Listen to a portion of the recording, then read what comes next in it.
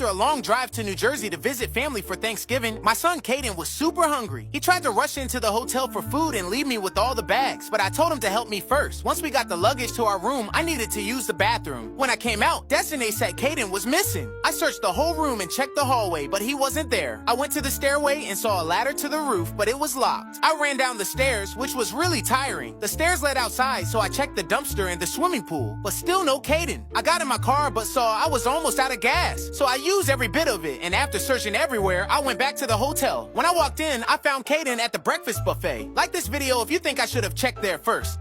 So the day after Thanksgiving, I felt really fat from all the food, so I decided to go to the gym. But when I got there, there were no parking spots. I didn't want to end up like a sumo wrestler, so I had to find another way to exercise. I went to the track to run some laps, and a man told me he knew some good workouts to burn fat. He had me run up and down the bleachers, and before I started the next exercise, he asked if he could warm up in my car. I gave him my keys and went to the football field to finish my workout. When I came back, my car and the guy were gone. He clearly stole my car, and I couldn't call the police because my phone was in the car, so I had no choice but to run back to my hotel. When I got there, the man was waiting for me. He said he took my car just so I could burn the fat I wanted to lose. What do you think I should have done?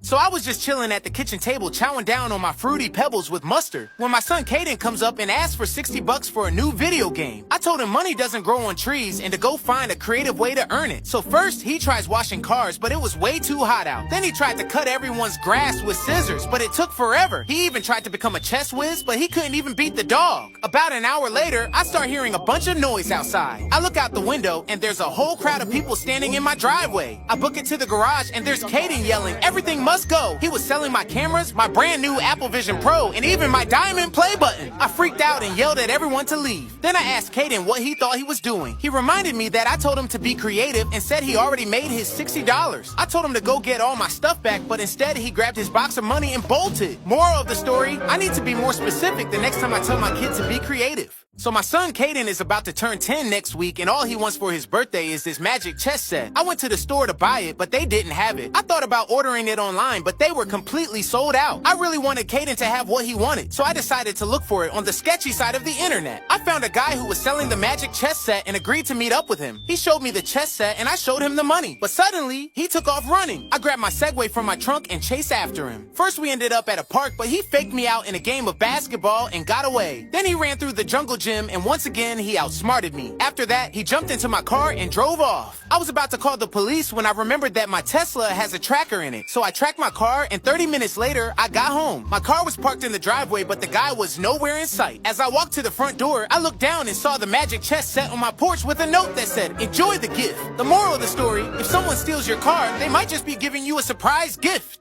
So my son Caden and I were playing flag football, but he just couldn't grab my flag. He got super frustrated and asked if we could just go get ice cream instead. I wasn't about to reward him for quitting, so I told him if he could grab my flag 5 times, I'd buy him some ice cream. First I tried running past him and he actually got my flag. I thought it was just a fluke, so I tried again and bam, he got it again. You could tell he was really trying hard now because he wanted that ice cream. So I ran the other way and hid behind a house. Suddenly I felt a tug and he had my flag for the 3rd time. I ran to the park and climbed up high on the jungle gym, but he somehow got my flag from below for the 4th time. I really didn't feel like driving to get ice cream, so I jumped in my car and drove off. Just when I thought I outsmarted him, Caden grabbed my flag for the 5th time. I was totally confused about how he got there. Turns out he saw me running to the car and hopped in the back seat. The point of the story is if you want your kid to be good at something, just bribe them with ice cream. My daughter Kaylani was in a total funk, and no matter what I tried, I couldn't get her to crack a smile. Suddenly, I lost my balance and fell on the piano keys. She burst out laughing, and that's when a light bulb went off in my head. Kaylani, did you like that? I almost had a heart attack. If you start laughing, don't mind crashing. Would you like that? Yeah, it's a funny when I smack myself. Can I get a smile if I run into a shell? As long as you're happy, fine, hurting badly. For you, I give up my hell. Kaylani loves seeing me in pain, but her sadness returned when it stopped. The moral of the story? Being a parent may require sacrificing your health for your child's happiness. So in 2nd grade, my parents put me in a private school. There was only one classroom and one teacher. Her name was Miss Hubert. And let me tell you, she was the strictest teacher in the galaxy. For example, one time I failed one of her tests, and you know what she did? She made me write, "I am not a failure," 10,000 times. I'm in the 2nd grade. I don't even know how to count to 10,000. But that wasn't the worst part. She was old school, so she got permission to discipline us if we were acting up. What our parents didn't know is that she was taking it a little bit too far. Oh, she was beating us for every little thing. You talked on the test, spanking. You asked to go to the bathroom, spanking. You failed a test, spanking. You answered a question wrong, spanking. She was so strict that we had rules at lunch. We weren't allowed to have our elbows on the table, and we couldn't bring our face down to our food. We had to bring our food up to our face. And if you got caught breaking a rule, spank it. One day during the test, I asked my brother for a pencil. She hit me in the head with a stack of books. I told my mom, and she confronted her, then took me and my brothers out to school. So like I said in one of my previous videos, I used to be a class clown, and my parents were fed up with it. They said, anytime you get suspended, you're getting a butt whooping. That really hit home. No laugh is worth a butt whooping. So I turned over a new leaf, and that didn't sit well with my classmates. Every class needs a class clown, and that was my job. They started asking me what was wrong, started saying things like, "Oh, Desmond's not funny anymore." And you know I couldn't let them talk about me like that. So I started doing what I do best. Landed in the principal's office, and he said the words, "Guess what, Desmond? You're suspended." I started shaking, ran out the school, and into the woods. I called my mom and said, "I'm running away because I just got suspended and I don't want to get a spanking." She said, "No, honey, just come home, just come home." So I ran home, and when I got there, everyone was there. My parents, the principal, the police. At that moment is when I realized that I made this situation way worse than what it really was. So I just started trying to make myself cry because, you know, that makes things a little bit better. I was grounded for a whole year, but I didn't get a spanking. When I was a kid, my dad had me and my brothers perform a song for our mom's birthday, and that gave him an idea. "You're gonna record that song so we can get a record deal." I was so hyped, I stayed up all night playing PlayStation, yelling every time I won a match. "Let's go!" But I didn't know we were going to the studio that next morning. "Mama, how do we thank you?" Take 1. "All right, boys, make me proud." "I'm sorry, Dad, my throat hurts." "Boy, I don't want to hear that. You better sing." "But my throat hurts." "Wait a minute, say that again." "Say what? That my throat hurts?" "Whoa, forget about that mama song." "My throat hurts? Now that's a hit." Before I knew it, we were singing a totally different song. My throat, it hurts. You better tell my dad that it's getting worse, I swear.